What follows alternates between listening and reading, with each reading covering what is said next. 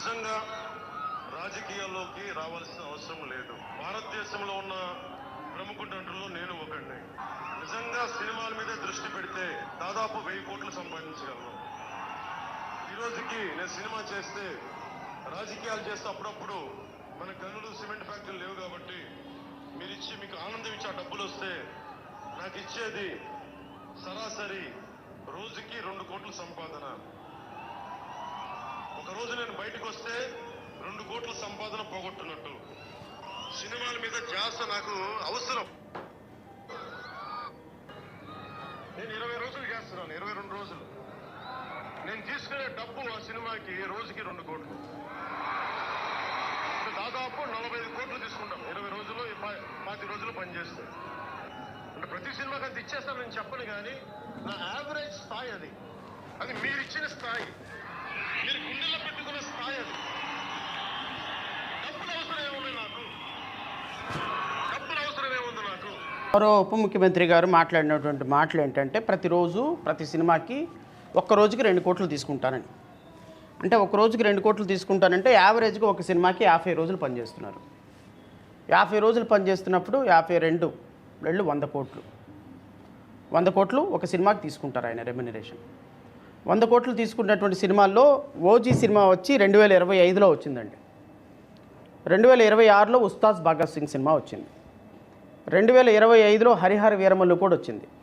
Brother వచ్చి 2023లో వచ్చింది. భీమ్లా నాయక్ వచ్చి 2022లో వచ్చింది. వకీల్ సాబ్ వచ్చి 2021లో వచ్చింది. అంటే ఈ 6 సంవత్సరాల్లో సార్ 6 సినిమాలు తీశారు. 6 సినిమాల్లో ఆయనకు వచ్చినటువంటి సమారమి ఇన్కము 600 కోట్లు. 600 కోట్లలో గౌరవ ఉప ముఖ్యమంత్రి గారు వేసినటువంటి ఇన్కమ్ ట్యాక్స్ రిటర్న్స్, ఆయన పే చేసినటువంటి ఇన్కమ్ ట్యాక్స్ రిటర్న్స్ చూద్దాం ఒకసారి. ఎందుకంటే ఆకివీడు జన సైనికుడు జనసేన అధ్యక్షుడు జడా శ్రవణ్ కుమార్ మీద కంప్లైంట్ చేశాడు కదా 25 కోట్లు. మరి మీకు A4 పేపర్లు మీకు దొరికినప్పుడు నాకు కూడా A4 పేపర్లు దొరుకుతాయి కదా.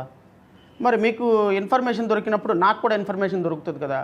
మరి మీరు మాట్లాడినటువంటి వీడియోలో రోజుకి 2 కోట్ల రూపాయలు తీసుకుంటే 50 రోజులు సినిమా తీస్తే 6 సినిమాలకి మీరు రమారమి 100 కోట్లు ఒక సినిమాకి తీసుకుంటే 600 కోట్ల రూపాయలు మీరు కూడా ఇన్కమ్ ట్యాక్స్ చూపించాలి కదా. సో మీరు ఎంత ఇన్కమ్ ట్యాక్స్ చూపించారో నేను కూడా ఇప్పుడు కంప్లైంట్ చేయబోతున్నా ఇన్కమ్ ట్యాక్స్కి. మా పార్టీ PAC చైర్మన్ అధికారికంగా మా పార్టీ తరపు నుంచి వెళ్ళి రేపుగా ఎల్లుండిగా వెళ్ళి కంప్లైంట్ చేస్తారు. ఒకటి రిజిస్టర్ పోస్ట్ కంప్లైంట్ ఈరోజే చేస్తున్నాం ఈ ట్యాక్స్ల మీద, దీని మీద ఇన్వెస్టిగేషన్ చేయమని. ఎందుకు పాప రఘురామకృష్ణరాజు గారు సీన్లోకి రాలా, డిప్యూటీ స్పీకర్గా దాన్ని రాయాలి. అందుకని ఆకివీడులో నుంచి ఆయన కాన్స్టిట్యున్సీలో నుంచి పాపం నా మీద ఒక బ్రహ్మాస్త్రం వదిలేశారు. సో నాకేమవుతుంది, నాకేం కాదు, పిచ్చుక మీద బ్రహ్మాస్త్రం అంటారు కదా, పిచ్చుక బ్రహ్మాస్త్రం వదలగానే ఇట్లా తప్పుకుంటే బాణం వెళ్ళిపోద్ది.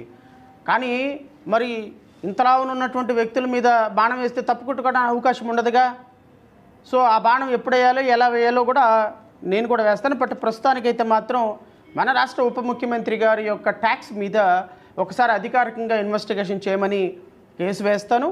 రెండోది, ఒకవేళ వాళ్ళు ఇన్కమ్ ట్యాక్స్ వాళ్ళు దీన్ని తీసుకోకపోతే దాన్ని నేను హైకోర్టుల వరకునో లేకపోతే సుప్రీంకోర్టు వరకునో తీసుకెళ్ళి నేను ఇచ్చిన రిపోర్ట్ మీద ఏం యాక్షన్ లేదన్న విషయం మీద మాత్రం నేను కూడా ప్రెషర్ పెడతాను. ఎందుకంటే మా ఇంటికి మీ ఇల్లు ఎంత దూరం, మీ ఇంటికి మా ఇల్లు అంతే దూరం కదా. సో మరి నేను కూడా ఒక ఇండిపెండెంట్ ప్రొఫెషన్గా, ఒక సాధారణమైన లాయర్గా 10 రూపాయలు ఇచ్చినా కేసు చేస్తాను, 100 రూపాయలు ఇచ్చినా కేసు చేస్తాను, 1,00,000 రూపాయలు ఇచ్చినా కేసు చేస్తాను. నా ఆఫీసు, నేను చేసేటువంటి ప్రొఫెషను నిరుపేదల కోసం ఉన్నటువంటి ప్రొఫెషన్. అవుట్ ఆఫ్ 100 కేసెస్లో సగానికి సగం కేసులు వాళ్ళ ఆర్థిక స్తోమతను బట్టి చేసే వ్యక్తిని. నాలాంటి వాడి మీదే మీరు ఇన్కమ్ ట్యాక్స్ అనేటువంటి ఒక ఆయుధాన్ని ప్రయోగిస్తే మిగతా దేంట్లో దొరకలా నేను. ఎందుకు పాప నన్ను అరెస్ట్ చేయాలన్న కోరిక వాళ్ళకి కళ్ళగానే మిగిలిపోయింది. నేను చెప్పాను, అరెస్ట్ చేయమంటే చేయండి, తప్పే ఉంది, ప్రజల కోసం అరెస్ట్ అవడానికైనా సిద్ధమే. ఏమి తీవ్రవాద కార్యకలాపాలు చేశారని అంటే దళిత క్రైస్తవ సమరశంకర సభ పెడితే అరెస్ట్ చేస్తారా?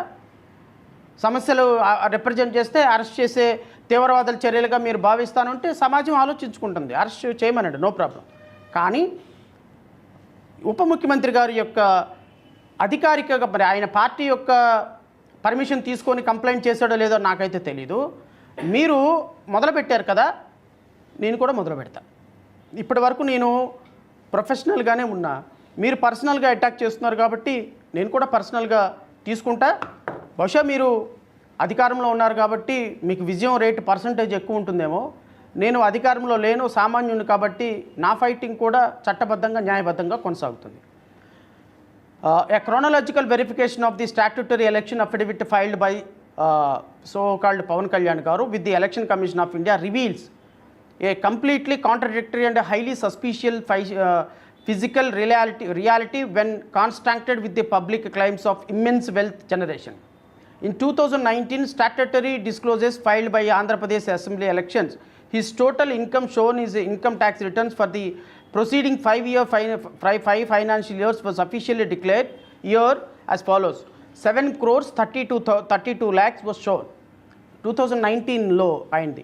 7 crores 32 lakhs for 13 and 14 financial year. 5 crores 37 lakhs 34,065 for financial year 2014 and 15. 4 crores 35 lakhs 42,989 for the financial year 2015 and 16. Rupees 15 crores 28 lakhs 71,589 for financial year 2016 and 17. And rupees 9 crores 60 lakhs 14,927 for 2017 and 18. And subsequently, in his 2024 statutory affidavit filed by so-called Pawan Kalyan, Pithapuram నుంచి file చేసినప్పుడు ఈయన బిగినింగ్లో he declared loss వచ్చిందని చూపించారు. ఎంత loss వచ్చిందని చూపించారు? 1,10,62,939 rupees లాస్లో ఉంది అది. అయితే ఫైనాన్షియల్ ఇయర్ ఎండ్ 18-19కి 4,51,040 lakhs ప్రాఫిట్లోకి వచ్చారు. ఫైనాన్షియల్ ఇయర్ 19-20కి 12,86 lakhs 4,140 రూపీస్ 19-20 ప్రాఫిట్లోకి వచ్చారు. ఫైనాన్షియల్ ఇయర్ 2021లో 30 crores 9 lakhs 5,790 ప్రాఫిట్లోకి వచ్చారు.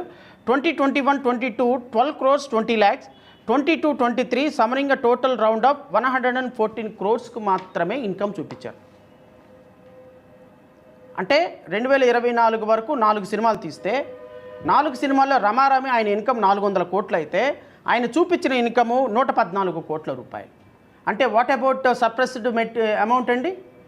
రమారమి 400 కోట్ల రూపాయలు 114 కోట్ల రూపాయలు చూపించారు. 286 కోట్ల రూపాయలు సప్రెషన్ ఆఫ్ ఇన్కమ్ ఉంది.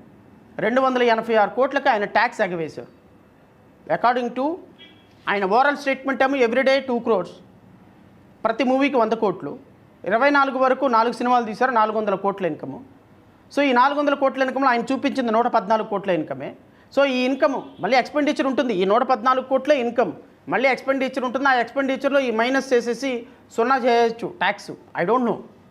కానీ ఆయన చెప్పిన స్టేట్మెంట్కి కడుతున్న దానికి 286 కోట్ల రూపాయలు tax ఎగవేసినటువంటి I don't know. The income tax has to verify.